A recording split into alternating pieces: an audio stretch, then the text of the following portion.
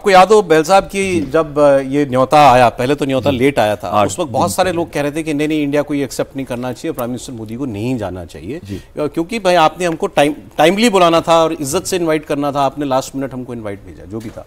लेकिन हमने डिसाइड किया कि जाएंगे, प्रधानमंत्री ने जाना बेहतर समझा, क्यों? बहुत ही अच्छा क्वेश्चन है और मैं कहता हूं कि बहुत ही अच्छा डिसीजन भी था प्रधानमंत्री का।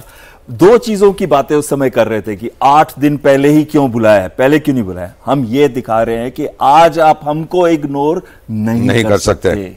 आज हमारी 4.1 ट्रिलियन इकॉनमी है, 4th लार्जेस्ट आर्म्ड फोर्सेस है हम पूरे विश्व के अंदर। हर जगह पे जब भी कोई प्रॉब्लम होती है वो भारतीय आर्म्ड फोर्सेस को याद करते हैं।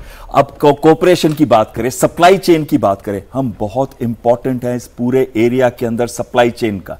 अब आती है बात कि हमारी प्रॉब्लम थी क्या उनके साथ। एक ही प्रॉब्लम थी, वो थी खालिस्तानी एलिमेंट।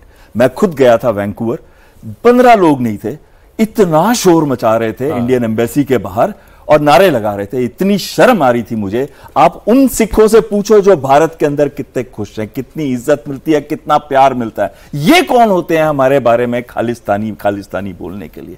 ये कोई नहीं है। कोई खालिस्तान सिखों को नहीं चाहिए और ना ही कभी आएगा और ना ही कभी कोई सिख मांगेगा भी। ये जो बाहर रहने वाले हैं, जिनको ब्रेन वॉश किया गया, पैसा दिया गया पाकिस्तानियों से, ये वो बात करते हैं। दूसरी बात आई थी रूल ऑफ लॉ की, यानी कि निज्जर की किलिंग के बारे में। तो निज्जर की किलिंग, मुझे ये बताइए, आप पहले तो भारत के सेंसिटिविटीज में थे नहीं, खुलेआम कैसे घूम रहे हैं ये लोग और भारत की एम्बेसी के बाहर कैसे प्रोटेस्ट कर रहे हैं ये, और क्या क्या वर्ड्स का इस्तेमाल कर रहे हैं, क्यों नहीं आपने एक्शन लिया उनके ऊपर?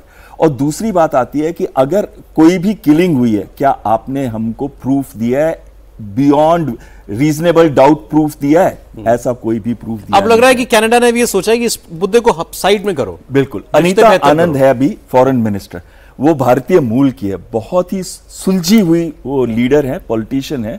और ये जो नया ट्रेंड चला है कि अब भारत के साथ हमें रिश्ते बेहतर करने हैं, और यही उन्होंने कहा कि हम भारत को इग्नोर नहीं कर सकते, सप्लाई चेन में बहुत इंपॉर्टेंट है और भारत के साथ हमें रिश्ते बेटर करने हैं। अब मैं एक और देश से हमारे रिश्ते बेहतर हुए। हमने आपको बताया था कि कल प्रधानमंत्री साइप्रस गए थे और क्यों साइप्रस को लास्ट मिनट उनके आइटिनरी में शामिल किया गया। अब वहां से जो तस्वीर आई वो बड़ी इंपॉर्टेंट है, उसको आप देखिए। सर आप लोग कनाडा पे भी कमेंट कीजिएगा, मैं ये पिक्चर दिखाना चाह रहा था।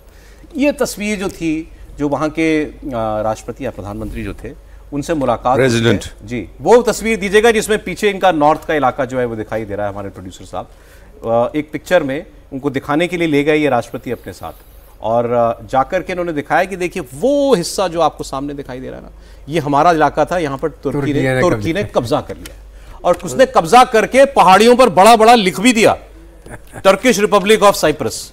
मतलब साइप्रस एक छोटा सा देश है, आइलैंड है, और उसका एक हिस्सा कई साल पहले, कई बरसों पहले कब्जा कर लिया था। ये देखिए, ये वो इलाका है, वहां पर उसने एक फ्लैग भी लगा दिया। जनरल साहब वो इलाका वो दिखाना चाहते थे ये साइप्रस के राष्ट्रपति।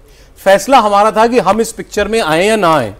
हमारे प्राइम मिनिस्टर वो जगह भी देखने गए, वहां तस्वीर भी खिंचवाई, और उसके बाद इनकी जब प्रेस कॉन्फ्रेंस हुई उसमें स्टेटमेंट दिया गया कि भारत रीयूनिफिकेशन ऑफ साइप्रस की मांग करता है।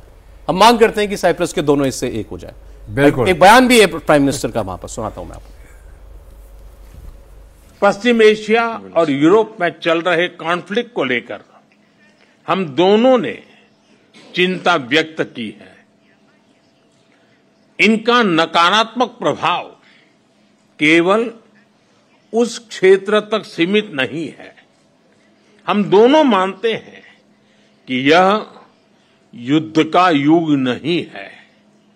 संवाद से समाधान और स्थिरता की बहाली, ये मानवता की पुकार है।